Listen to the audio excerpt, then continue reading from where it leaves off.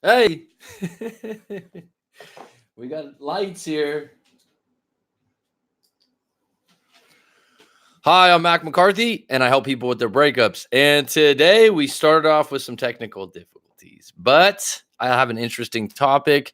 Anxiety and depression comes up a lot, and it comes up a lot post breakup. And my question is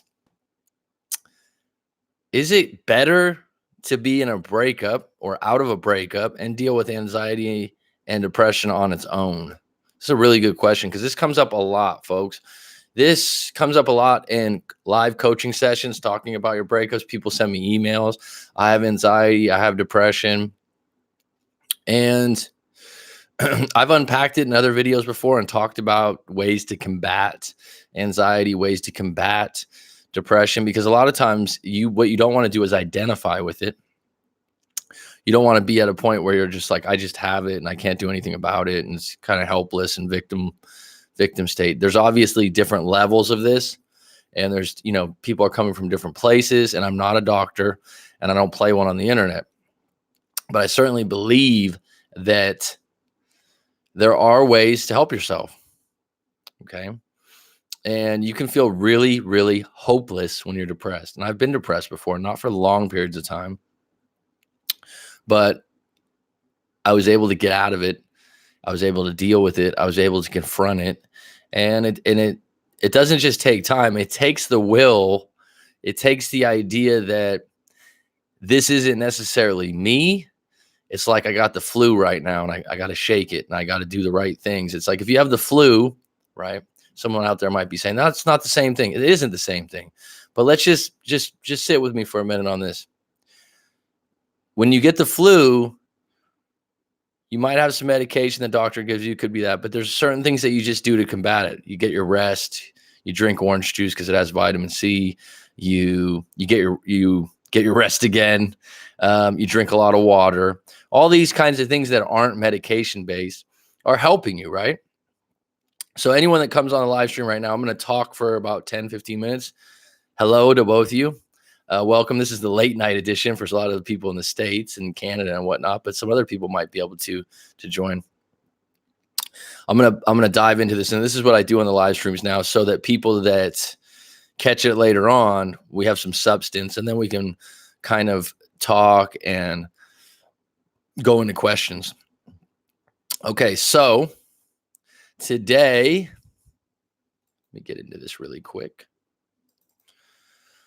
And like I said, I know a lot of you guys are dealing with this. I get emails about it a lot. Okay. And I'm not unsensitive to the fact of you being depressed or having anxiety. Anxiety, just to be clear, is something that's generally an issue with worry about the future.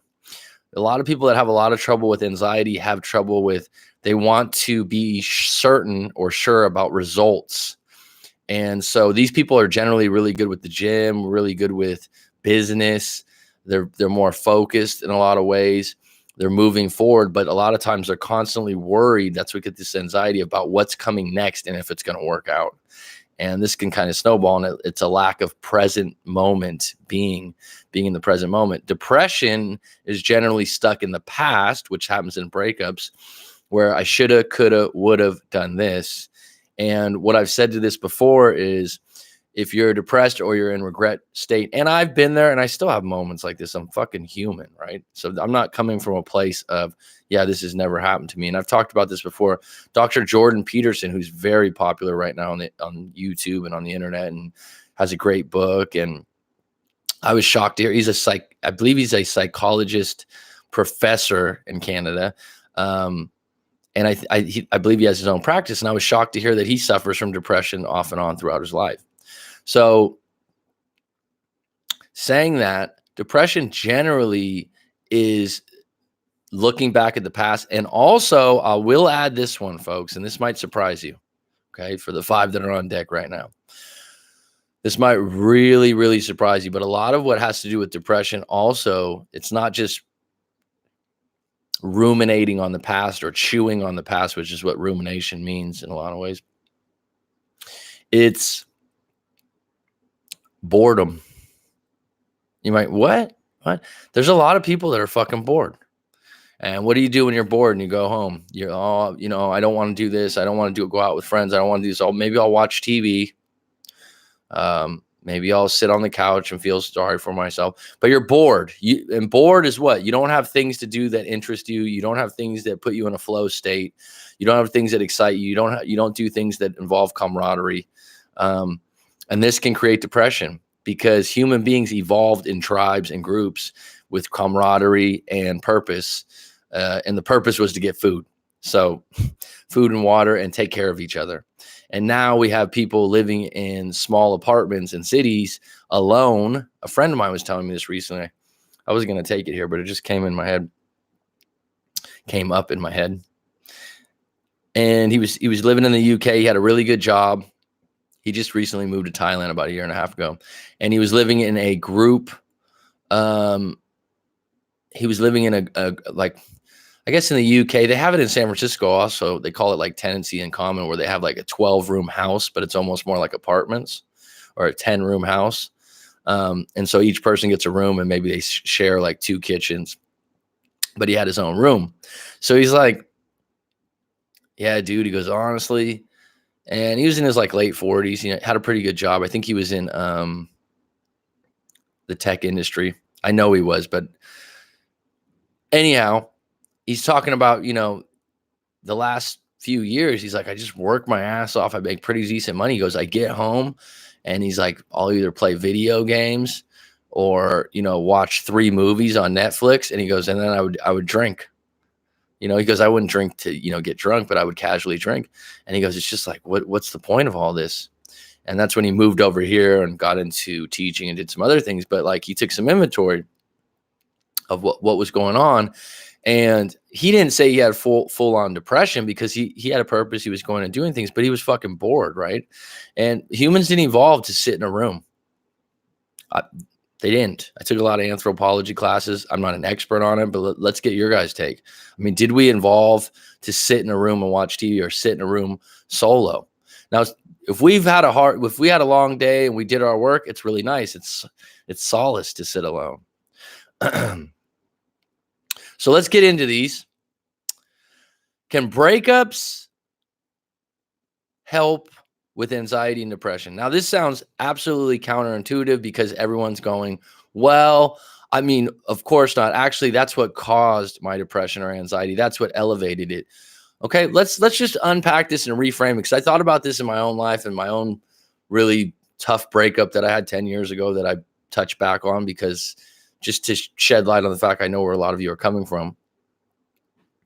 It depends on the meaning you're giving to it. Okay, so you're always giving meaning and reason to anything, especially anything that gives you strong feelings, which anxiety and depression do. And so if you come out of a breakup and you're like, oh my God, I'm so sad, or I've got so much anxiety, well, you need to unpack the triggers. Where's this coming from? And then really fucking ask yourself this. You ready for this? You ready? Was I already a little bit depressed and anxious before the breakup? Is it possible that I was kind of ignoring this, and being in a relationship was a crutch to overlook the fact that I was a little bit sad and upset with where I'm at in life as an individual? But the fact that I was with someone, it made it a little easier. It made it a little easier to tell friends and family, oh, I have someone that's with me, but in reality, we don't really have that great a relationship. I'm not that happy. And so before you get better or feel better, you probably are going to feel worse, because when you do break up, it's an identity issue. You got to tell your friends and family. And depending on who you're closer with, I think younger people tend to care more about what friends think. I feel like once you get older, maybe people care a little bit more about what their families think. But this could be vice versa. But the point is, what's going to be your meaning towards it? And I know when I came out of that breakup, I had a few bouts with anxiety. And what I mean by bouts, it was like moments. It wasn't 2 weeks or 3 weeks, but I was depressed. I don't even like to say the word, because I don't identify with it. It was a month, 2 months. I was feeling bad. I was hurt. I was devastated. It was hard. And I knew the breakup was right. But in that time, I remember my mother, she was like, wow, you're really upset about this. Why don't you go to the doctor and get some medication? And I was like, I'm not going to do that. And it kind of sparked a thing in me. And that moment I could have been like, oh yeah, okay, mom, that's what I'll go do.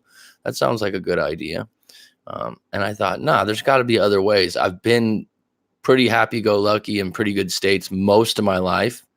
I can beat this. I got to come out of this. I got to look for solutions, which is if you come to my channel or someone else's channel that's helping people, giving good advice, useful and helpful information moving forward. And then you're going down the right path, and you got to stay down that right path. It also helps you to stop worrying about fixing a broken relationship. Let's think about this, folks. Was your relationship broken? I think a lot of people, they want to get back together because they're lonely, because they're sad, because there's an emptiness there. And I get it. I've been there. But the reality was the relationship really broken, right? If the relationship's broken between two people, isn't it easier to start fixing a single individual? Stay with me on this. What's easier? Fixing a broken relationship or fixing a single individual with broken parts?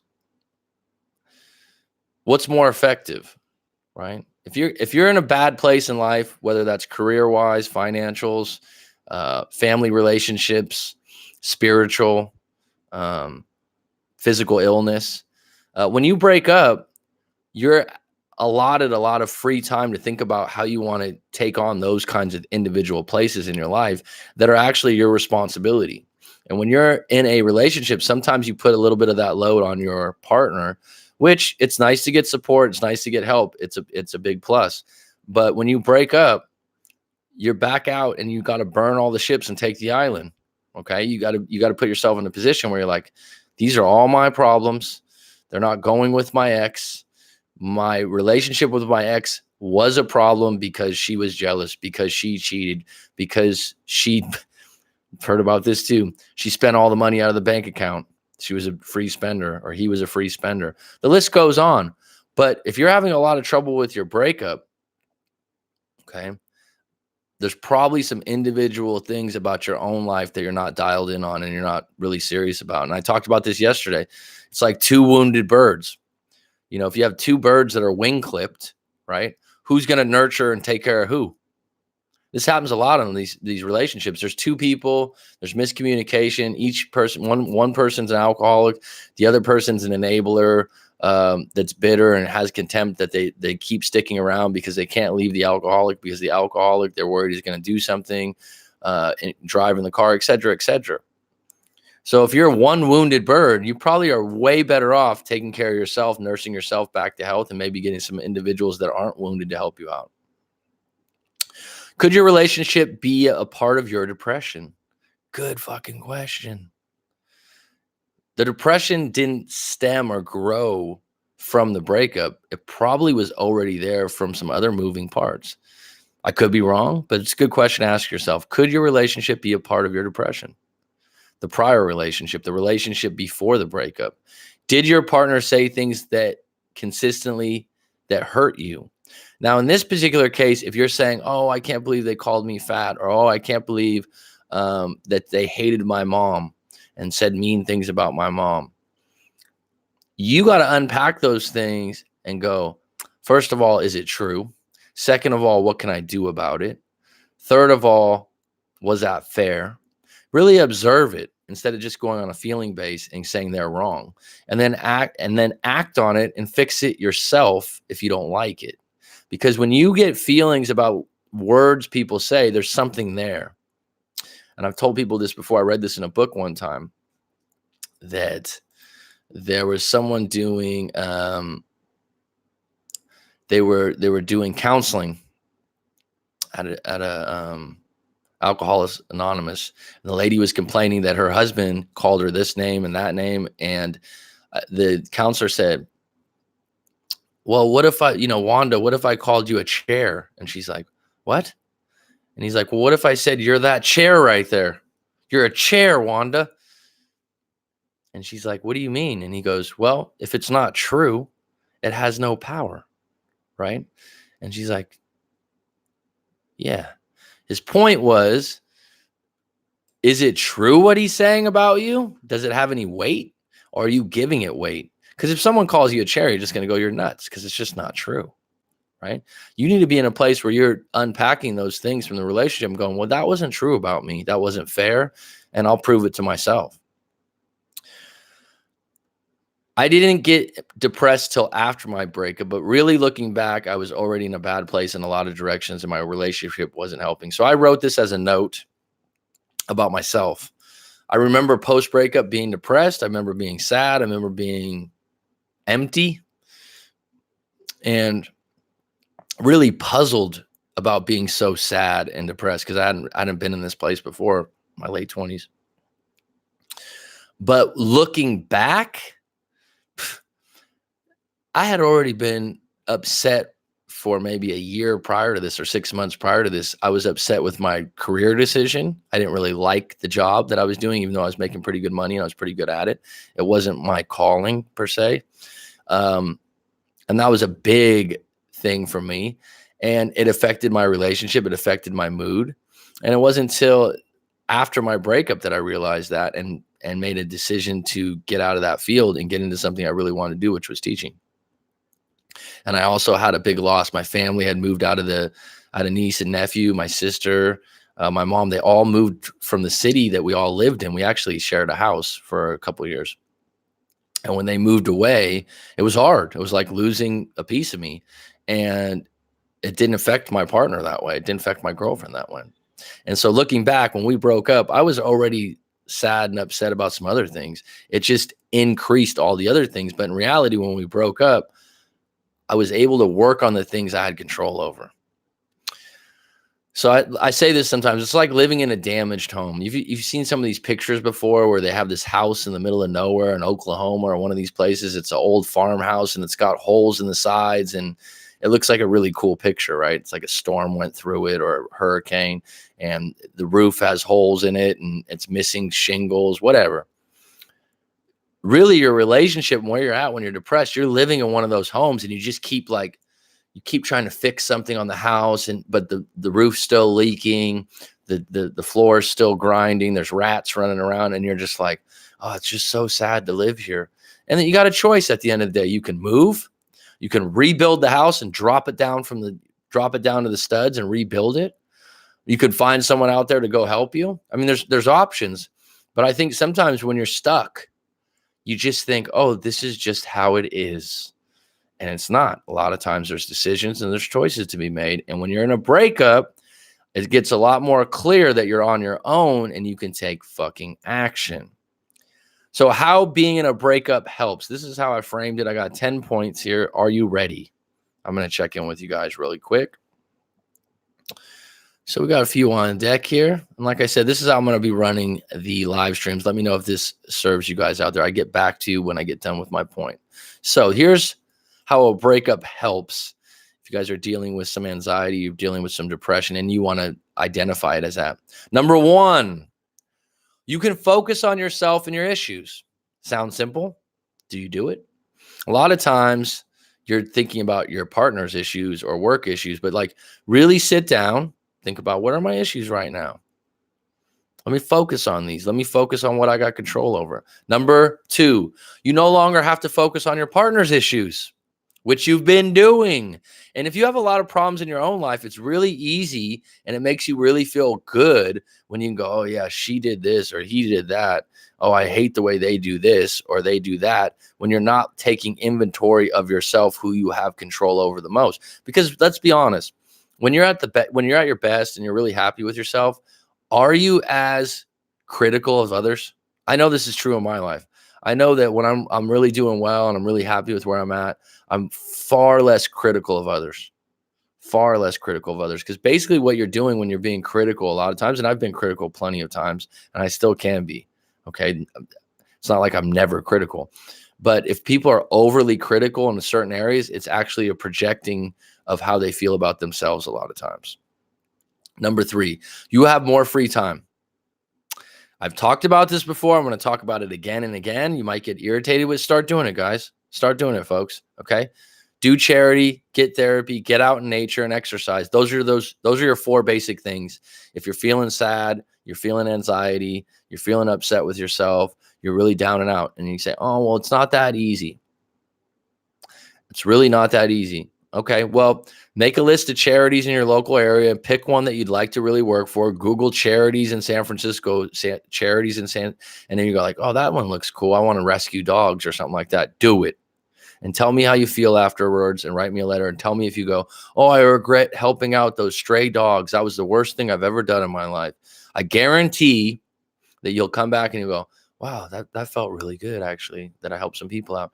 Get some sort of therapy, get some kind of coaching, talk to someone that's professional, talk to someone you trust, talk to someone that you like and respect, whether that's me, whether that's a psychiatrist, but get in touch with what's going on and stop telling everyone and their brother that's, I don't want to use the word qualified, but isn't a person that might even want to listen to what's going on. Get out in nature. This is huge. Get out for walks, see some trees, see some water, lakes, rivers. Look back in your life at times when you went on vacation to these different places and how you felt about things. Get your exercise, go for walks. Oh, everyone always says to exercise. Are you doing it? Okay. Number 4, it's easier to meditate and get more quiet time to get in touch with your spirit guide. Thought you guys like that one. Whether it's your spirit guide or you don't have a spirit guide, whatever, your inner soul, the universe, but taking some quiet time, taking an attempt at meditation, guided meditation, is much easier when you're not with someone, when you're not connected to someone, you're not negotiating your time. Number 5, no more negotiating your time. Netflix is all yours. So you no longer have to negotiate. Hey, what are we going to do this Friday? Hey, Saturday, are you free? Okay, let me check my schedule. There's a lot of freedom in that. When you're with a partner, you're constantly thinking, oh, we're both off on Sunday afternoon. We have to do something together. And sometimes you might want to just watch some Sunday football on your own with your buddies. And so there's some power in the fact that, like, wait a minute, I got my free time to myself now. Number 6, you can plan a compelling future without approval. So you might have had plans before. You might have said, oh, I've always wanted to live in Hawaii and own a yoga studio. Or I've always wanted to be a reggae singer in Jamaica. I don't know. And the thing is, the internet now has all these different life experiences you can go do. I saw one on Airbnb where you can go to LA, I think Manhattan Beach or one of these places. This dude teaches you how to surf and then takes you out to his favorite burrito place. And I'm like, what do you mean, Mac? I'm like, if you've always wanted to be a surfer and live in Southern California, that'd be a good start. But my point is, you don't need to go to your partner and go, hey, what do you think? Should we go to LA and do this surfing thing together? And your partner's like, I've never wanted to surf. The idea, the compelling future, whiff. I've been through this too, where I'm like, oh, that would be really cool. And then your partner's like, oh yeah, I don't really want to do that. And your partner's like, I want to go skydiving. And I'm like, I've never wanted to go skydiving. You constantly have to negotiate the things that you really want to do. When you're single, you're like, fuck it, I can do whatever I want. Like, I can create some kind of compelling thing. 7, ground zero with no crutches, deep end of the pool. Time to make a stand and go on offense. Your back's against the wall. You're depressed. You're sad. You're angry. You got anxiety. You're emotional. You're upset. You're at ground zero. There's no crutches. There's no help. How does a baby learn how to walk? By falling down, right? So when you're at ground zero, actually you have no lower place to go usually. And you literally go, all right, I'm going to just go for what I really want to do, because at this point it couldn't be much worse. And I've been there. And that's when I started to make plans. Like, you know what? If I'm going to be this sad, I might as well do some things before my time is gone, right? And it made a big difference. Number 8, be nice to yourself. Get a massage. Get a sauna. Go to the library. Buy yourself the expensive latte with peppermint fizz at the top of it that you usually don't buy because it's an extra $2. Be nice to yourself. And I'm not saying putting yourself in debt, like credit card debt, and buy yourself a bunch of clothes you don't need or something like that. Do something really nice for yourself. Get yourself a nice facial, something where someone's caring for you. Okay, that's why I mentioned massage. Number 9, spend more time with family and friends. That's self-explanatory. Number 10, this is a big one. This is actually a big, big, big one, folks. Are you ready for this? Dun, dun, dun, dun, dun. You're feeling down. You're feeling out. Do you like yourself? Do you like who you are right now? And some people are going to some people get emotional with this statement. One of the questions I ask people in the live coaching sessions, I say, who are you? Some people, what do you mean? Who am I? I'm saying, well, I'm a teacher. I'm a breakup coach. I'm an uncle. I'm a son. These are identities that I wear. These are identities of who I am and control and help make me make decisions. And if you have trouble with saying who you are, and you have trouble with saying, do you like yourself? I'd take it a step further and say, do you love yourself, right? We always talk about self-love. And if someone, I hate who I am. Okay. That's a fair statement. I honor your feelings, but do you believe that you have some control over fixing that? Was there a time in your life that you really liked who you were and where you were at? Would you be your own good friend? Right? Like, I consider myself a really good friend to my friends. I consider myself a good breakup coach. I consider myself doing good work. I'm proud of it. Okay. That's not arrogant. It's confident. It's a good place to be in. Right. And I'd like to know that you could get there if you're not there right now. And if you're not there right now, that's okay. The first step is to identify, actually, you know what? It's not that I don't like myself, but I don't like where I'm at. I don't like my job. Okay. But if you do like your job, that's a nice start. But you don't like your partner because they don't communicate well. Well, that's out of your control. Let's focus a little bit more on your job then. Right. Good question to ask yourself. Who are you? All right. I'm going to come to your comments right now. That was 26 minutes of bliss there for you guys. Interesting topic today. Tommy Willis, how are you, my buddy? What's up, coach? Mr. Steven Soisterman.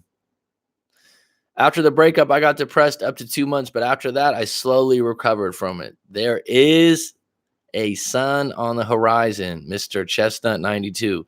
I'm on deck. Well, congratulations, Mr. Soraka.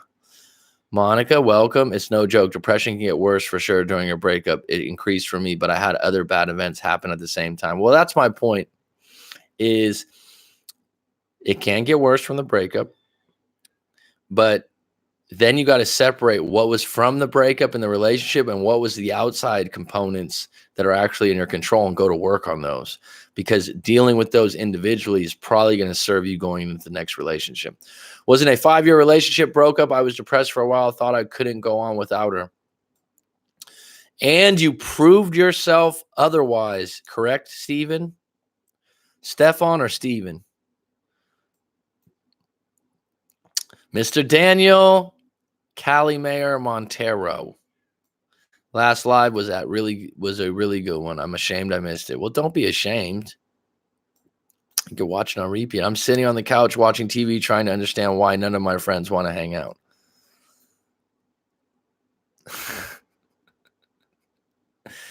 Trying to understand why none of your friends want to hang out. Well, you know what? It's funny you mention that. I'll share a quick story. When I was in that 10-year ago breakup that I keep referencing, just because I feel where a lot of people are coming from.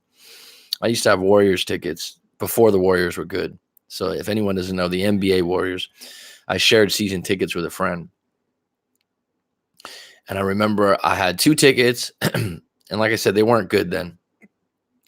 And I had a roommate at the time, and he had a fiance, and it was like a Sunday or something like that. I'm like, hey, dude, I go, do you want to go to this game? I got a ticket. Nah, I don't really want to go. And deep down, I'm like, please just go with me. I need to get out of the house. I don't want to be calling a bunch of different people to go to the game. And all I can think about is like, oh, me and my girlfriend would have went to the game. And I asked a few other friends, and they were just like, oh, I'm busy, or actually the Warriors suck now, or this or that. And then I came back to my room, and I'm like, dude, you really don't want to go? And in my head, I'm like, please. But you don't want to sound pathetic and weak, but I was just like, I really just needed to hang out with a friend and just get out of the house. And I ended up having to sell the tickets online for a loss. And I remember thinking like about my roommate, what an asshole. He can't sense that, I just broke up and that fucking, it would be nice just to get out of that. Like, he can't fucking sense that. No, he can't. because he's in love, he's chilling, he doesn't want to go out, and he didn't want to go to the fucking game. And so it's not that he was a bad friend, it was just timing.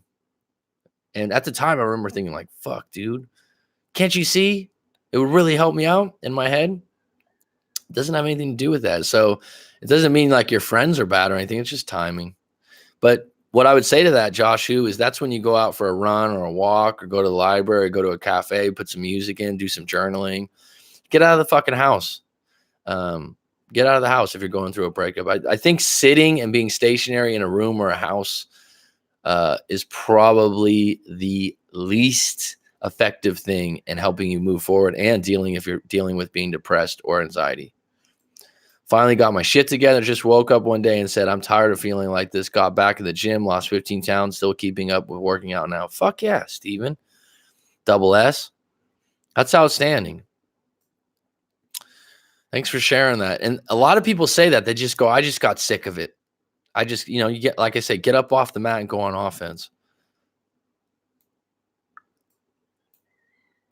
How did you cope? I've suffered from depression and anxiety since I was about 8 or 9. My ex actually curbed a lot of it. How would your ex curb that? Secondly, what was the cause of the anxiety and depression when you were 8 or 9 years old? If you don't want to share that, then you should share it with someone, because that's the root. There's some kind of thing that you're holding from 8 or 9 years old. It doesn't just happen. Something happened when you were young. Like if you were in an abusive family and witnessed some bad stuff, it might have been stemming from that. I'm not saying that. I'm just giving an example. But the first step would be identifying the root and being at peace with that root. Chestnut, when it rains, it pours, but it's all about how you handle the bad things. Got to push through and realize brighter days are ahead of you. Absolutely. I couldn't cope. I stayed in my room for weeks, just went out to the bathroom and rarely ate. I lost so much weight. After 2.5 months, I barely went out. But after 2.5 months, you got through it, right? And you're going to be stronger for that too.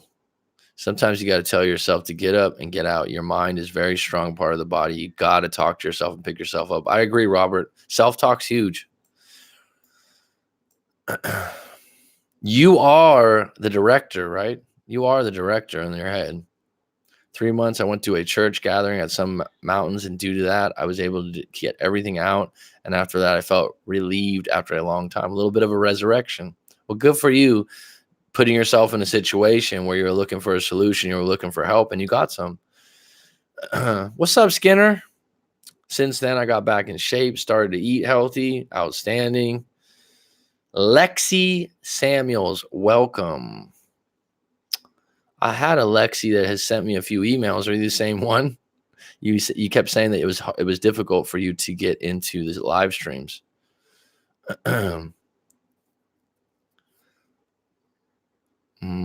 Lexi, did you want to be a pilot? That's what I remember someone sending the email, that they wanted to be a pilot, which I think is a cool ass career, man. Cool ass. I don't know if that's a good description. But when someone says I want to be I always thought, I've never wanted to do that job, but I've talked to people that have been pilots, and I always think, fuck, you get to travel, you make great money, you get a lot of time off, you get free flights. Shit, man. I mean, the people that I know, it's like, it's a prestigious job. And from what I understand, you drive on cruise control. Most of the flight is driven by a computer. I believe my recent breakup was different than my other one because I had already broken up with my ex a few times previously. I got anxiety, but not too much as the first time I broke up. Well, now you have a playbook, Robert. It doesn't hurt as bad because you know how to deal with it a little bit better, and it didn't shock you. Sometimes people become too anxious and end up going back to a relationship to relieve anxiety, but not realizing you got to work on yourself before you decide to do anything. I agree. That's my whole point about the two wounded birds. Two wounded birds can't help each other. If they got, just because they got two wings between the two of them doesn't mean they can fly. You just need someone. What's up, Mary? Mary. You just need someone who can truly trust and won't make fun of the things you'll say that will help a lot. Yeah, I think if you got friends and you start divulging a lot of your feelings and stuff, there's certain friends that it'll be a joke. There's certain friends that are insensitive, and it's not their fault. It's just their life experience, and we're a slave to our life experience. I always find myself going back to Arnold Schwarzenegger's speech that broke the internet. it is such a motivating speech, and the song that plays in the background. I don't know exactly which speech you're talking about, but I'll tell you what, Arnold has a biography out. I don't know if it's an autobiography. It's called Total Recall, I think. Outstanding. I was impressed by his body of work. I just thought he was a bodybuilder and an actor, but he's much deeper than that. That dude, he came from some ill beginnings. He had a mindset. It's an amazing story. It's an amazing story. I'll be back. He's deeper than that, folks. Got to get a mani and a pedi. Yeah, if you're, treat yourself to something nice when you're in a breakup. Do something like you get a mani and a pedi. That's not something I would get, but if you get one of those, you get to talk to someone. I'd rather get a foot massage probably, but you get to talk to someone. Someone's caring for you for an hour. It's a nice feeling. I once got a manicure and the lady cut my finger so bad I couldn't stop bleeding for the longest time. Bad experience. Sounds like it. Yeah, there's a lot of people that cut their nails really short, huh? My situation has been tough because I have to see my ex every so often at work. It's a shot of anxiety to my veins. Once I'm away from work, it settles. Well, River King, maybe just take a moment, mind map, and look at ideas and ways that you can limit the times you guys cross paths at work without affecting your job. Sometimes you'll surprise yourself with an idea that you didn't think of just by unpacking it for 15, 20 minutes with a cup of coffee and going, all right, I don't like seeing her at work all the time. If my schedule change, would that help? Would this work? Would that work? Ask yourself. If you sit in my chair, you're coming back, Robert.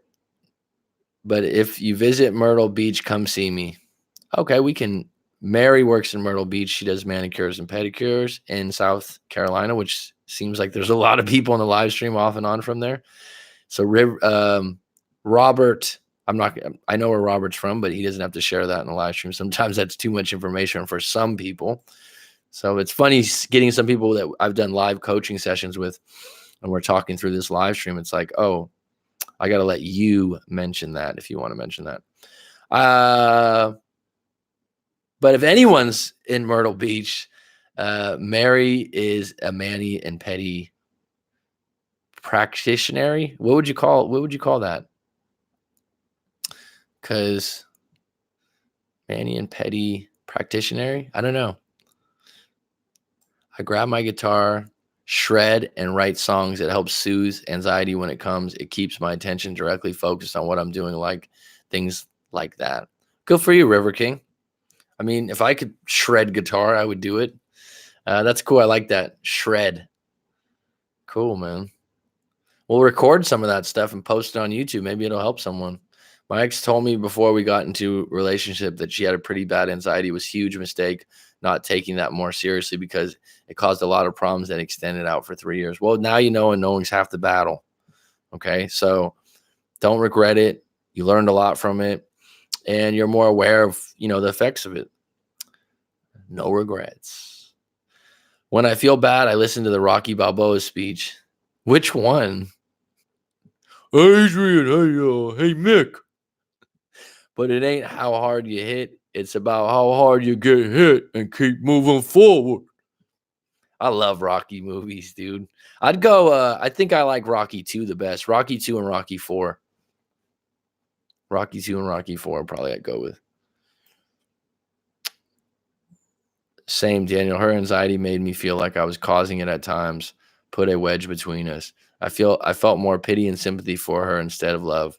Wow, that's a big statement, River King. And I think a lot of people end up in relationships like that. And that's basically she probably didn't know subconsciously what she was doing, but she was doing it subconsciously. She was using it to manipulate you to get what she wanted. It's almost like a little kid that cries and they get their ice cream because it works. She would be manipulative. Okay, full of ultimatums. She even got on meds because of how bad her anxiety was during our attachment phase. I was going to break up with her and she freaked out. Tantrum, right? Daniel, brother, you're pulling that right out of my situation. Same damn thing. Mac, I'm not live with you. You keep repeating yourself like a remix. Huh. You're not live right now? Does everyone else say that too? Is this a rerun right now?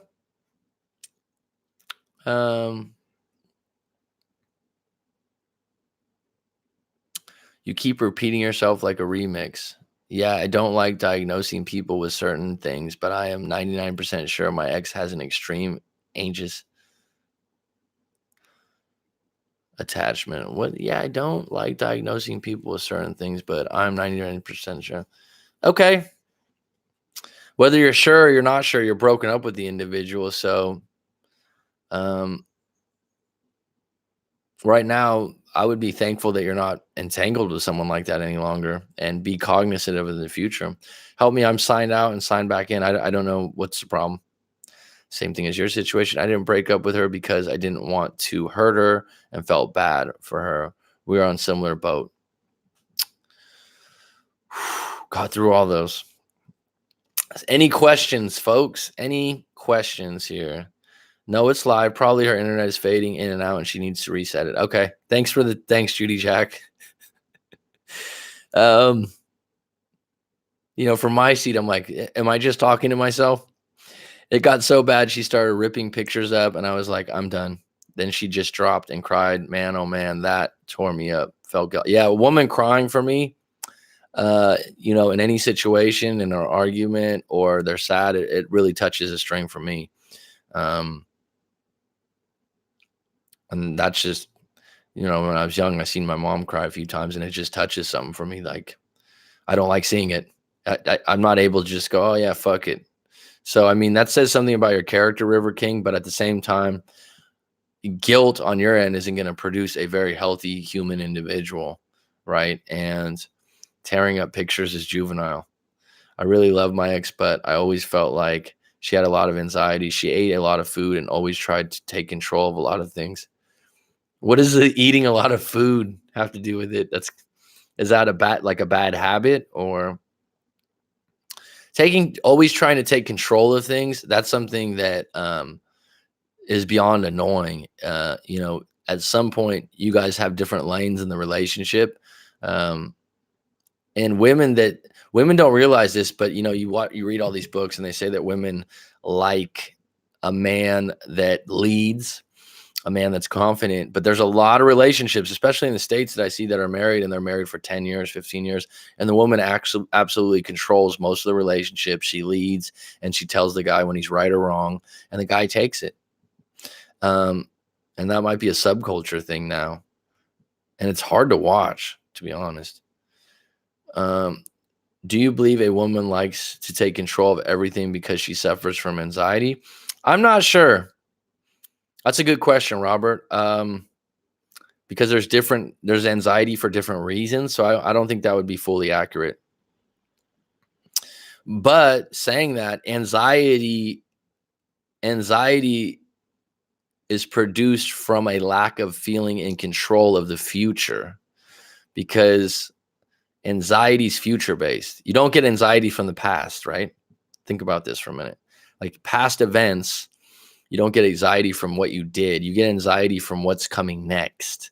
So it's future based. So I would say that people with anxiety probably most likely would be more likely to try to control things with their partner, because they're worried about where the future is going. Are you going to marry me? Are you not going to marry me? So then they give you that ultimatum. You better do it now or never, because they're worrying. They're not trusting that things will work out. They have to push it, and it becomes highly unattractive and uncomfortable in the relationship. I'm starting to appreciate the art of being single. Good. It only took 9 months. And I'll tell you what is the killer there. When you went LOL, you can laugh at yourself. Mac, when are you coming back to San Fran? Not for any time, not anytime soon. I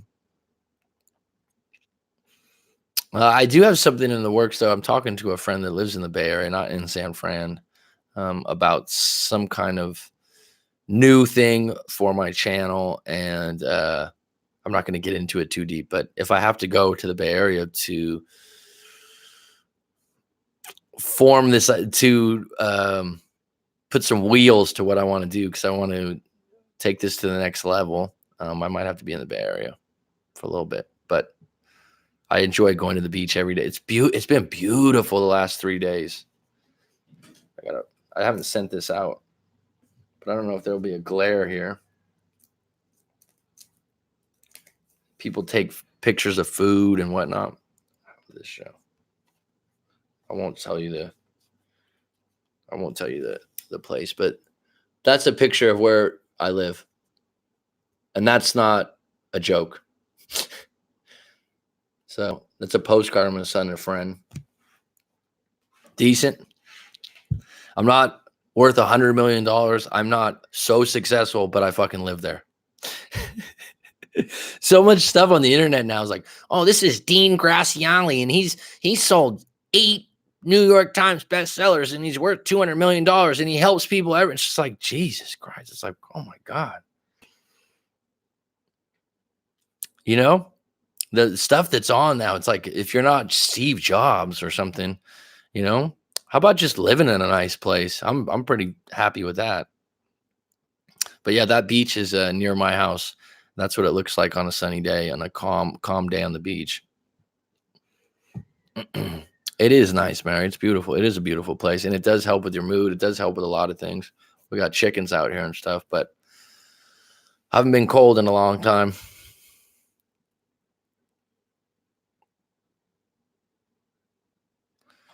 That's a really good point, River King.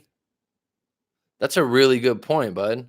Not going to lie, though, I get lonely. I miss having someone there at times, not necessarily my ex, but having someone by my side. I got you. We all do, man. I mean, but this is where you find yourself, and you find your rhythm, and you find your purpose, and you put yourself in a situation for a better match. I was talking about it yesterday or the day before. I was watching one of Corey Wayne's videos. I hadn't been to his channel in a while. And as I said a couple days ago, great video. Forgot how much I liked his take usually. And one of the things he said is he felt like,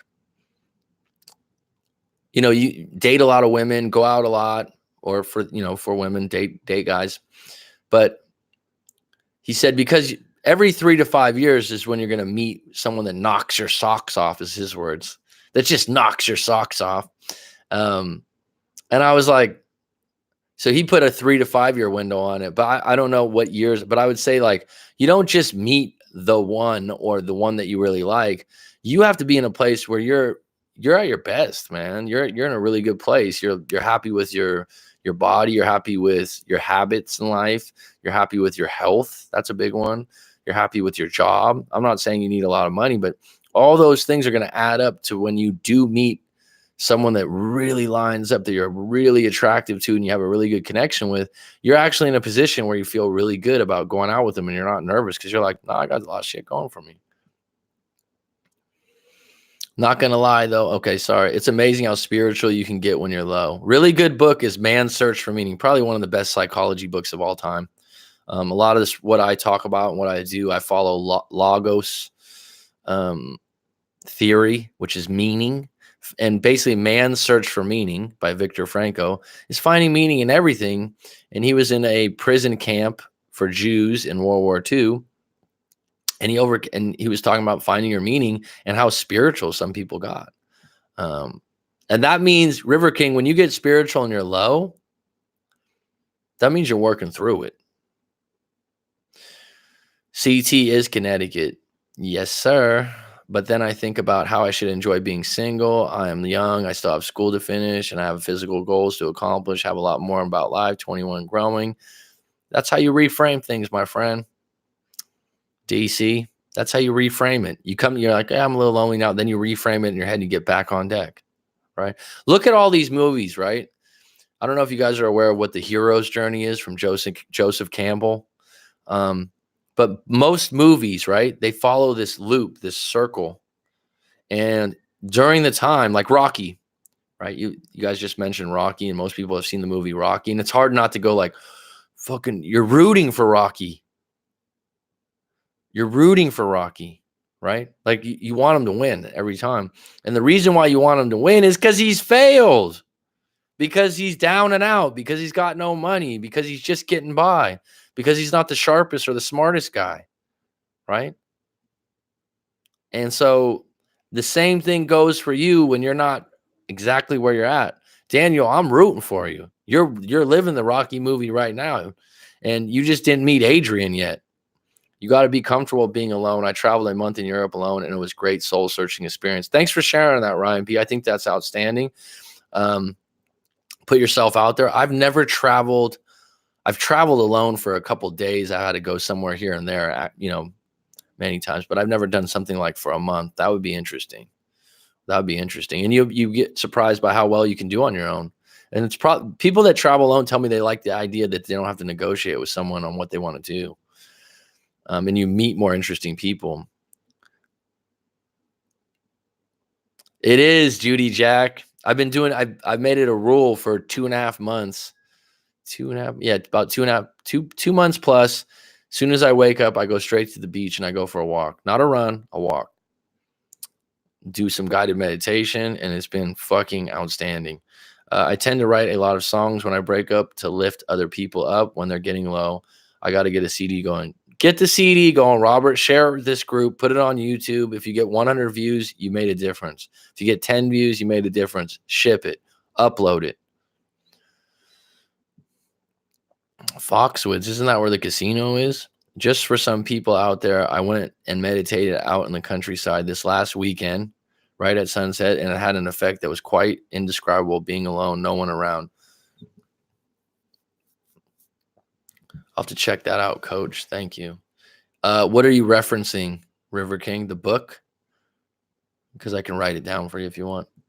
That's outstanding, River King, that you were able to go do that. It's, hey, man, and you're going to find answers internally that'll surprise you probably.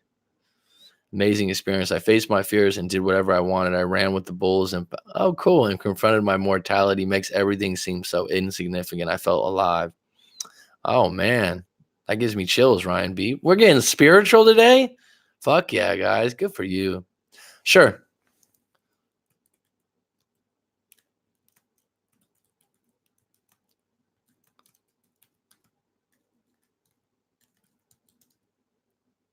Man's Search for Meaning, Viktor Frankl. It's an all-time, and it's not a long book. I'm not sure if he spells it with a K or not, but you'll get it. Might have spelled his name wrong, but definitely a good read if you're in a spiritual place right now. And the premise of the book is finding meaning in everything, and switching the meaning to something that serves you moving forward. Not to open a rabbit hole, but do you think people can be depressed but not have control over it? Some people are perpetually depressed and always facing mental issues. What's your take? Absolutely, Skinner. I'm not unsensitive to that. I think that on the opposite end, a lot more people than ever before are identifying with it because of the internet and self-diagnosis and whatnot. But absolutely, there's people out there that have supreme depression, perpetually depressed. I'm sure of it. And I'm not a doctor. I said that. I'm not playing that. I'm more or less talking about the situations where it's a moment of depression for a month, 2 months. Yeah, there's people always facing mental issues. Yeah, sure. To go down that rabbit hole and get deep into that wouldn't be my field to get into. I'm more or less talking about when you're in a breakup and you're affected by these things. But good question, Skinner. Fair play. I went to the beach a few days ago. It was one of the best nights I've had all summer. The sound of the waves did something to me. Someone told me, I don't know if this is true. I believe it's true, that the earth has an energy field on it. And walking barefoot anywhere on the earth is good for getting rid of radical eons or ions and toxicities in your body, but especially at the beach. And that's one of the reasons when you go to the beach and you're there for a few hours or a day, does anyone ever go to the beach and go, oh yeah, I regret going to the beach. That was a shitty day. I mean, maybe if it's really cold, I guess, but you always like the beach and the air. I just read about this in Sleep Smarter. The air at the beach has, I forgot what it was, but good stuff for you. Yeah, the book, please write. Okay. The gym and the sprinting, the pyramids around the track really help with the removal of self-doubt. Well, good for you, man. Dr. Joe Dispenza is great. Changing your personality. We talked about that. I actually had a client 9 or 10 months ago, went to one of Dr. Joe Dispenza's, I guess he has like Tony Robbins does the same thing where you go to the event and hear the people talk. And he said it was pretty cool. I did have one day where I relapsed and thought about an ex, but it was because I was seeing all these couples at iconic sites taking pictures together. You got to laugh at it, dude. Yeah, man. I understand where you're coming from. You have moments when you're single and you're like, I talked about that in one of my stories in one of my videos about going on a cruise with my sister, and then I was depressed on the way home. It was free. Someone bailed on my sister, and my sister's like, "Just you want to go with me and these other friends?" And it wasn't a great trip, but on the way home, I was like, "Oh, I never went on a cruise with my girlfriend." Like I wasn't crying, but in my head, I was like, "Fuck." So you get those moments, you got to redirect things. I believe in the Earth's energy field. I go to the beach even in winter. Yeah, like just being barefoot all the time. I was gonna say awesome, but I know you love that one, huh? Oh shit, I don't know what video I said that in, but it is true. It doesn't bother me that much, but when people say it all the time, it's just a word, though. It's just a word. It really is. We put so much meaning on individual words as if we're Webster's fucking dictionary, but the reality is every word and every meaning to it we take a little different based on how it was used with us in the past. I was already moving forward, but that last conversation with my ex was refreshing. I always hoped at the very least she'd learn from what happened between us, and it made me appreciate that, Chadra. Well, Skinner, it had to happen because you both had growth since then, right? So it wasn't an empty thing. This statement of everything happens for a reason, and some people go, "Oh yeah, I don't know." What's true? Because everything happens for a reason, and on top of that, every reason is up to you, and every reason you give to everything that happens to you is actually in your control. What happens to you is not in your control, but how you react to it, and that's what Man's Search for Meaning's core message is actually up to you, and that's a lot of power in that. Well, thank you, Mary. Well, thank you, Ryan. I've been talking about it long enough. I have enough material to organize all the material. Does anybody? Writing a book right now I'm working on, excuse me. When you talk this much, it's like you get these little air burps. I'm going to outline a course that you can follow that's not necessarily just for breakups, but for helping reshape your subconscious, because that's at the core of what you're dealing with when you're dealing with loss, your subconscious. And I'm working with another individual that I respect a lot on that, because I want to make sure it's useful beyond your breakup. Does that make sense? There's so much shit out here that, like I could talk about no contact and these different things, and they're useful and they're helpful. And, do this, this, and this and get your ex back. I don't want to go down that lane. There's enough information on that. I want to go down a lane that's highly useful, highly helpful, and possibly life-changing for certain individuals. And to me, doing stuff that affects your subconscious, like hypnotherapy, EFT, emotional freedom technique, and the Robert Dilts model, Ikigai, these kinds of things, I'm basically talking about and putting him in a training that someone could follow. I think that's highly useful for your life. Does anybody struggle with being single worse during the winter months? I seem to be okay with other seasons. Well, the weather affects your mood for sure. Weather affects your mood. If it's cold and it's rainy out and you got to stay indoors, that affects you. And look at your pets. It affects your pets too. Memories made the coldest winter. Yeah, it's such a colder winter sleeping alone. It makes a difference. What's up, Rob? About an hour late. Oh, good for you to reframe that, Mr. Rob. Winter is an opportunity to get a ton of work done. Absolutely. Anyways, I got to go, guys. Good night. It's nighttime where you are. I got to wake up early. No worries, Robert. Have a good one, bud. Was that a movie? Well, I hope it was good. I hope it was good, bud.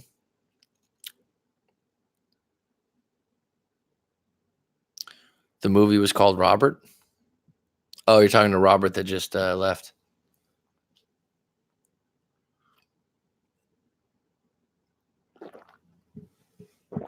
Oh.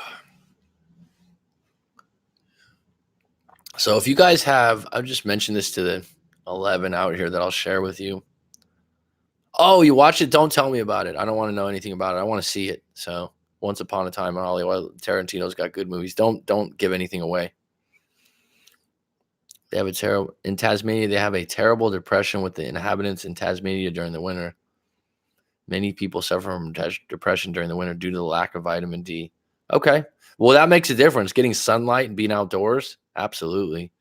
You got to reframe that, Mary, from I need to go to the gym, because using the word need is negative. You say, I'm signing up for the gym tomorrow. And I would say if you have trouble going to the gym, get a personal trainer and spend the money. Or a lot of people, I want to go with my friend. You got to do something that commits you. I've been telling you, Mary, to do something in a group because you're quite social. And so, like I said, I've hammered this home. Yoga class for a lot of people. I don't trust me, folks. I'm not flexible. I'm not good at yoga, but there's a lot of benefits from it. It's not a competitive thing. And the people you meet in there are calm, they're refreshing, they're kind generally. It's a meditative practice, and it's group oriented. They'll have other events where they'll have like, we're gonna have a gong bath and like all these things that you're like, and then you just kind of around these other people and you're like, oh shit, this is kind of cool. Healthy people. I used to always think it was like a hippie thing. You had to be vegetarian. Totally wrong. Stereotypes. I think you mentioned that before. Nude hot yoga is a popular thing here. Well, it's better that it's hot than it's cold for men, right? Winter is from June through September in Taz. Winter is from June. Okay. You're not in Tasmania, though. Where'd you get this information? So random. I believe you, though. Well, vitamin D, one of the biggest ones is sun, right?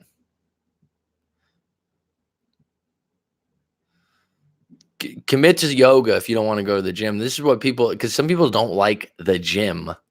The gym is not necessarily where you need to go to get exercise. It's just what's sold to you in a package. And I think it can be overwhelming for some people, not all. When you go in there, right? And especially these gyms in the States that are huge, and they're like, oh, you only have to pay $40 for the month. And we have, like 50 this machine, 30 of this. But you got to work out with like 100 other people. You got to wait in line. Hot yoga, if you want to get in shape or you want to lose weight, shit, I did hot yoga. I lost too much weight. People were like, "Are you healthy?" My mom was like, you look gaunt." But this sounds weird. It's refreshing. Like you get done with hot yoga and you're like, "Oh, I feel great." Joe Rogan talks about it. If you guys like Joe Rogan, I walk on a track a few times a week. I'm finally down 15 pounds with a little change. Yeah. Like I said, I used to like to go to a track. I like to be outside. So that's why like giant gyms don't appeal to me unless it's a basketball gym. And you got to wait for stuff. People are sweating right next to you. It's dirty. Those places are actually supposed to have a lot of bad air in them because they don't circulate the air very well. I tried hot yoga a couple times. It's tough to get used to initially. Yeah, you got to sign up for a month and go like 12, 13 times and really commit to it. And then it gets far better. Well, you going to move to Tasmania all of a sudden, Daniel? One of the guys that's always on here, Dylan, is from there. I know a couple of people that are actually from there. They're really cool, actually. Doing pole dancing for exercise. Well, good for you. Good for you. Amazing what kind of people you meet because of breakups. It's a good thing, man. That's why I'm saying go to Zumba class, go to a jazz class, go to a martial arts class, go to Taekwondo. I don't know. Go to a writing class because you want to learn creative writing. Join one of these classes that are in person, not just for the activity, but to meet like-minded people that might be interesting. Sam Severson, when is the right time to unblock your ex? Dun dun dun dun dun dun dun dun dun dun dun. That's a very general question without knowing your full story, Mr. Sam, double S. Short answer, When your ex is calling you up and it's affecting your mood and they're not listening to you. So for example, because I don't know your situation, this is extremely broad question. When your ex contacting is affecting your mood and emotions in a negative way, it might be time to unblock them. Right. But now you're asking to unblock your ex. I think I read that wrong. When is the time to block your ex is what I just said. I need to know more to your story, Sam. That's too broad a question. I'm not even going to try to answer that. You're better off sending your story into writemac.com, because I need to know what's going on. This is what happens on the internet. You put a question like that in on Google. Oh, when is it time to unblock your ex? They'll give you 40 different answers. They'll give you a bunch of playbooks. But is it tailored to what's going on with you? I took pole dancing at the same gym. That's how I know about yoga. Maybe I'll get swing on the pole again.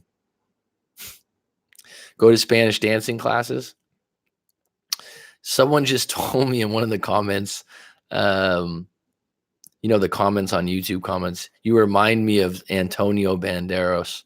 And I said, well, thank you, but I certainly wish I danced like him.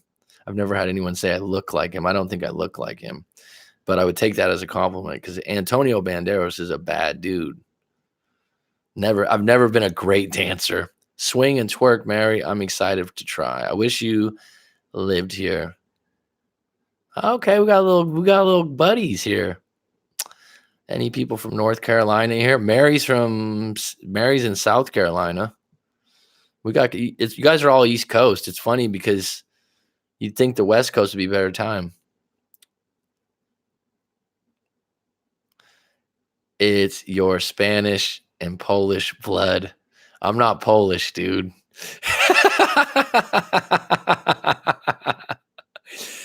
Oh, shit. Yep, it's 1 out of 29 views on the month, right? So they just said that I reminded them slightly or something of that. Well, McCarthy, yeah, is an Irish name. So Irish, Spanish. I always used to say I'm a quarter Irish, a quarter Spanish, a quarter French, because my mom's half French, half Spanish. Both her sets of grandparents were from Europe. And then my dad's half Irish and like Scottish, maybe a little something else.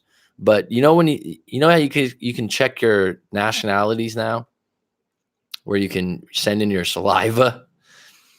My niece did that, and there's a few things that are we had like Portuguese. We had a couple things that were in her, what came back for her. So definitely Irish though. Yeah. Thank you, Mary. I don't weigh myself often. I was very surprised. Well, good for you. 15 pounds is significant. Buddies in the chat. I was going to send a limo pickup EG in San Diego and take him to LA. He's gonna get back to me on that. You got it like that, Rob? Shit, man. Good for you. Spanish and Polish. Oh, man. Old brash cat. Old brash cat just comes in for a couple lines here and there.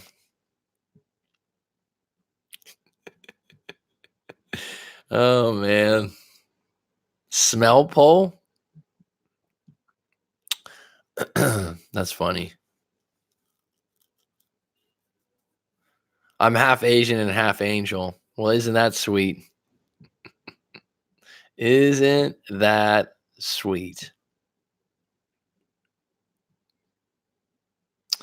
Any closing questions, folks? This has been a good live stream. Thanks for coming today. Thanks for joining.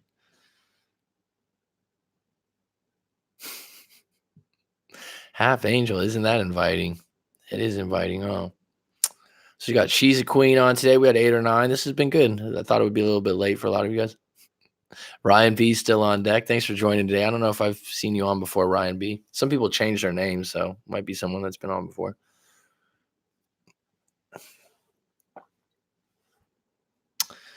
Any closing questions here? Keep up the great work. Well, thanks, Daniel. I appreciate it, but I appreciate you contributing. Your ex made a fake misstyle today. I don't think it was a misstyle. That's a Freudian slip with the hands. Okay. Did Ryan B, did any of those books work for you that I mentioned, or did you like a book that I mentioned that someone else might like? How could someone not resist a half angel? Uh-oh.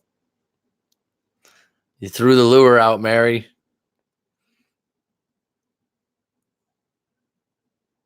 Good. Was that one I recommended, Atomic Habits? I think that's a great book, James Clear. There's a lot of books on habits, and I think that's probably one of the best one. The other one would be uh, Charles Duhigg wrote it, and he actually modeled the book after. Oh, good, man. I'm happy that that worked. Okay, cool, man. Like what I do a lot of times when I do a live coaching session is I prescribe actually a few books based on someone's character, what they're looking for. Am I flirting with you? If there's a half angel around, then by nature of attraction, I'd have to on principle. Well, good for you, Rob. It showed as a missed call, but it didn't leave a message. I think I should ignore it. If you think you should, then go for it, hon. I think at this point, Dr. McCarthy, it's a good thing to, right? It's better than prescribing medicine. If I have some books that pertain to what you're going through, because I've read a lot of self-help and different, it's not, I wouldn't even call those self-help, like Atomic Habits. I don't know if that's self-help. That's highly useful and helpful information with good point. I mean, he makes some really good points in Atomic Habits. Well, did you? Because it was earlier today, right?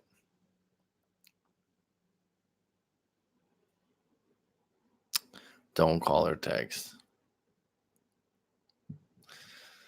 All right, folks, I got to get some food. I did eat earlier today, but I'm waning a bit.